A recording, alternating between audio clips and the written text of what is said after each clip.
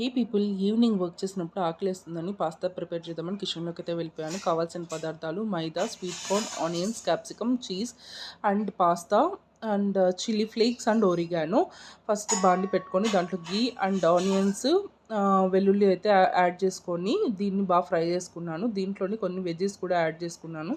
నా దగ్గర అయితే క్యాప్సికమ్ అండ్ స్వీట్ కార్న్ ఉంది. సో ఈ రెండింటిని అయితే యాడ్ చేసుకున్నాను. ఇది యాడ్ చేసుకున్న దీంట్లోని కొంచెం సాల్ట్ అండ్ పెప్పర్ యాడ్ చేసుకొని ఈ వెజ్జెస్ అన్నింటినీ కొంచెం బాగా ఆ మసాలాలో కొంచెం బాగా సాల్యూట్ చేసుకోవాలి. ఆ వెజ్జెస్ అన్నింటినీ పక్కన పెట్టుకోవాలి. అదే బాండల్లో కొంచెం నెయ్యి అయితే వేసుకొని దీంట్లో మైదాని అయితే యాడ్ చేయాలి.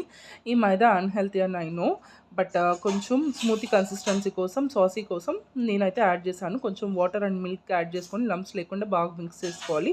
దీంట్లో కూడా మనం కొంచెం సాల్ట్ అండ్ పెప్పర్ యాడ్ చేసుకొని ఏదైతే మనం ముందు ప్రిపేర్ చేసుకున్నామో ఆ వెజ్జెస్ని అయితే దీంట్లో యాడ్ చేయాలి.